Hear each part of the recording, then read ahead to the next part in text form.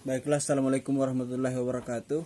Saya atas nama Muhammad Wais Alkarnain dari kelas IP 4A ASEAN Student akan menjelaskan tugas kelompok yang berjudul kondisi demokratisasi di negara anggota ASEAN, dan ini sebagai tugas final dari mata kuliah ASEAN Student. Yang pertama, Myanmar kini menjadi sorotan dunia internasional akibat kekalahan Tatmadaw Union Solidarity and Development Party pada pemilu Myanmar November 2020 silam. Partai ini kalah dengan hanya mengantongi 8% suara, sementara sisanya sebanyak 82% suara dimenangkan oleh Partai Liga Nasional untuk Demokrasi yang dikomando oleh Aung San Suu Kyi. Kekalahan Tatmadaw berujung pada kudeta militer dan jatuhnya korban dari aksi demonstrasi yang menuntut pemerintahan dikembalikan kepada pemenang pemilu. Kudeta yang terjadi menyebabkan bentrokan terjadi antara warga Myanmar dan militer yang menimbulkan korban jiwa. Myanmar sendiri dikenal sebagai negara dengan kepemimpinan politis dan kepemimpinan militer. Parlemen Malaysia menilai ASEAN sebagai organisasi regional seharusnya memahami bahwa kudeta yang dilakukan militer Myanmar adalah sebagai rencana pemilu ulang yang tidak disepakati dan tidak dapat diterima oleh masyarakat Myanmar.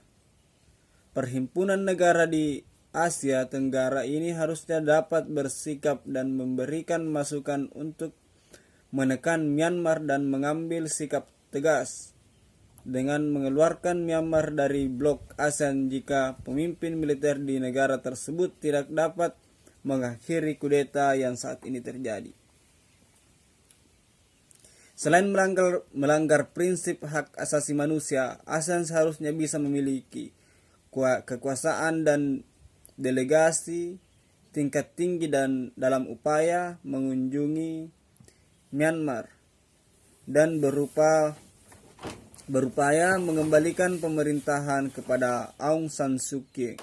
Sebab kudeta yang terjadi adalah hal yang tidak dapat diterima dunia internasional dan juga melanggar prinsip-prinsip hak asasi manusia. Meski ketiga negara di ASEAN, yakni Kamboja, Thailand, dan Filipina memiliki sejarah kudeta, perhimpunan negara di Asia Tenggara ini tidak boleh terpecah belah dalam menyikapi permasalahan yang saat ini terjadi di Myanmar. Di sisi lain, kudeta yang terjadi di Myanmar merupakan polemik bagi ASEAN, sebab negara-negara organisasi regional ini tidak dapat memiliki hak dan kewenangan untuk melakukan intervensi situasi politik yang terjadi di Myanmar. Hal itu didasarkan pada prinsip dan budaya ASEAN yang mengatur penghormatan terhadap urusan politik internal negara anggota. Hal tersebut didasarkan pada pemikiran bahwa selama kudeta Myanmar dan permasalahan politik internal Myanmar tidak memberikan dampak secara langsung kepada negara lain, maka kewajiban negara anggota ASEAN adalah menghormati permasalahan tersebut tanpa memberikan intervensi. Seperti kejadian ketika ada pertemuan tingkat tinggi ASEAN dan membahas mengenai Rohingya. Myanmar meninggalkan pertemuan tersebut karena merasa negara lain tidak menghormati permasalahan internal negara mereka. Meski kudeta militer yang terjadi di Myanmar mengakibatkan korban berjatuhan, negara anggota ASEAN juga harus memperhatikan isi piagam ASEAN pasal 2 ayat 2 huruf E yang menyebutkan bahwa negara-negara yang terjadi anggota ASEAN tidak akan melakukan intervensi dalam masalah domestik sesuatu negara. Indonesia sebagai salah satu negara anggota ASEAN harus tetap bersikap tegas dalam memantau kondisi masyarakat Indonesia yang berada di Myanmar. Di balik itu, Indonesia dipandang tidak perlu mengeluarkan official statement yang membuat munculnya persepsi dari negara di regional dan internasional yang merugikan Indonesia. Meski tidak bisa dibantah, sebenarnya prinsip dan kebijakan non-intervensi di Piagam ASEAN itu tidak sesuai dengan kondisi yang terjadi di Myanmar saat ini, sebab proses ambil alih pemerintahan oleh militer Myanmar memiliki konsekuensi regional yang akan terus meluas apabila tidak ditanggapi dan ditangani oleh negara-negara anggota blok ASEAN.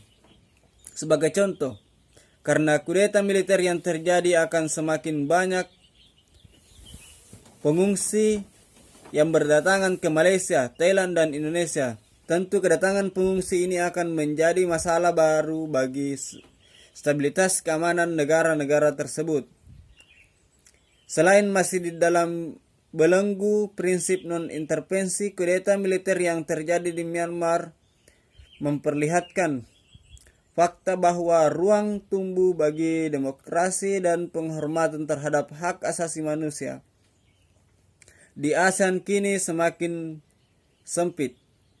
Terlebih lagi bagi negara demokratis seperti Malaysia, Filipina, dan Indonesia ingin lebih fokus pada urusan dalam dimensi ekonomi dan dipandang kurang memperhatikan dan mendesak urusan demokrasi dan hak asasi manusia apabila di luar batas teritorial negara. Meski memiliki negara dengan julukan penjunjung tinggi hak asasi manusia dan demokrasi, faktanya ketiga negara tidak mampu memberikan sikap yang jelas dan harus bergerak sesuai dengan pijakan politik luar negeri masing-masing negara. Kondisi ini menyebabkan ruang terbuka untuk manuver non-demokratis seperti yang terjadi di Myanmar saat ini. Selain terbelenggu prinsip non-intervensi, mekanisme pengambilan keputusan berdasarkan konsensus bersama juga pada akhirnya menjadikan masing-masing negara anggota menyatakan sikap secara lebih diplomatis. Ya, itulah sedikit mengenai kondisi demokratisasi di negara anggota ASEAN, yang dimana negara Myanmar saat ini telah menjadi sorotan dunia karena telah melaksanakan kudeta. Namun negara-negara anggota ASEAN juga tidak, salah satunya Indonesia, Malaysia, dan Filipina, dan beberapa negara ASEAN lainnya tidak mampu memberikan intervensi kepada Myanmar terkait dengan adanya kudeta tersebut.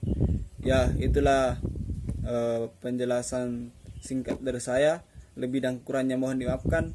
Wallahu yahdi ilal khair wal amanah. Wassalamualaikum warahmatullahi wabarakatuh.